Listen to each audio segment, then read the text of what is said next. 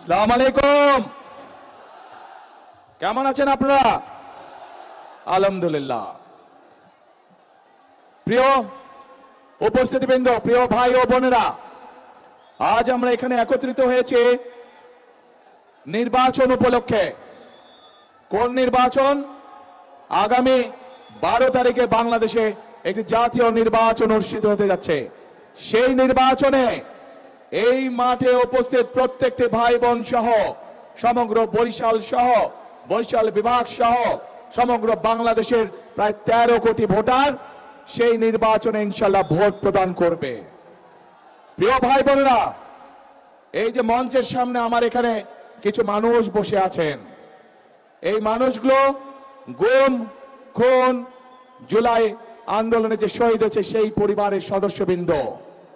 এই যে পরিবারগুলো বসে আছে, তাদের যেই স্বজনেরা, যেই প্রিয়জনেরা আজ গুমের শিকার, খুনের শিকার হয়েছে, জুলাই আন্দোলনে অত্যাচারে নির্যাতিত বা শহীদ হয়েছে, সেই মানুষগুলোর কি প্রত্যাশা ছিল?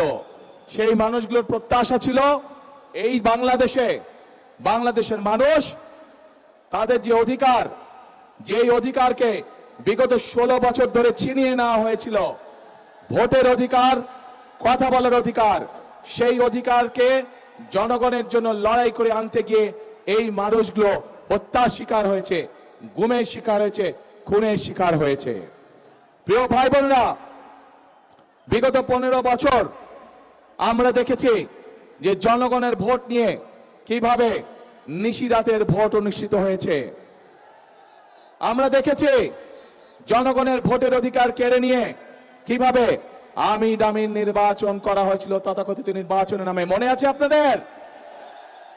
কিন্তু প্রিয় ভাই বোনেরা, গত 24 সালের ছাত্র জনতার আন্দোলনের মুখে সেই আমি দামি নির্বাচনের মালিক যারা, নিশিরাতের নির্বাচনের মালিক যারা, তারা জনগণের প্রতিরোধের মুখে এই বাংলাদেশ ছেড়ে পালিয়ে যেতে বাধ্য হয়েছে।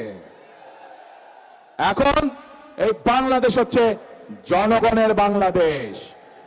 এখন এই বাংলাদেশ চলবে জনগণের রায়ের ভিত্তিতে, এবং এই জন্যই বাংলাদেশের মানুষ আগামী 12 তারিখে তাদের পছন্দসই প্রতিনিধি নির্বাচন করবে, যারা জনগণের ইচ্ছা মতন জনগণের কাছে জবাবদিহি করার মাধ্যমে ইনশাআল্লাহ আগামী দিন দেশ পরিচালনা করবে।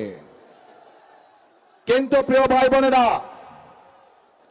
5ই আগস্টের পরবর্তীতে আমরা আশা করেছিলাম যে 5ই আগস্টের পূর্বে সেই যে স্বৈরাচার, যারা জনগণের ভোটের অধিকার, কথা বলার অধিকার কেড়ে নিয়েছিল, তারা যেই ভাষায় কথা বলতো জনগণকে, বিভিন্ন বাংলাদেশের সম্মানী গুণী মানী ব্যক্তিকে যেভাবে অপদস্থ করত, যেভাবে মানুষকে তারা ছোট করত, নিশ্চয়ই 5ই আগস্টে তাদের পালিয়ে যাবার পরে এই রীতি নিশ্চয়ই বন্ধ হয়ে গিয়েছে। কিন্তু দুঃখের সাথে আমরা খেয়াল করলাম যে এই রীতি বন্ধ হয় নাই। একটি রাজনৈতিক দল যাদের একটি অন্য পরিচয় আছে, জনগণ যাদেরকে একটি ভিন্ন পরিচয় চিনে, জনগণ তাদেরকে কি পরিচয় চিনে? গুপ্ত পরিচয় চিনে, গুপ্ত পরিচয়। আপনারা চিনেন কারা তারা গুপ্ত? বাংলাদেশের রাজনীতিতে কারা সেই গুপ্ত? চেনেন আপনারা, আলহামদুলিল্লাহ। প্রিয় ভাই বোনেরা, বর্তমানে বাংলাদেশে এক নতুন জালেমের আবির্ভাব হয়েছে।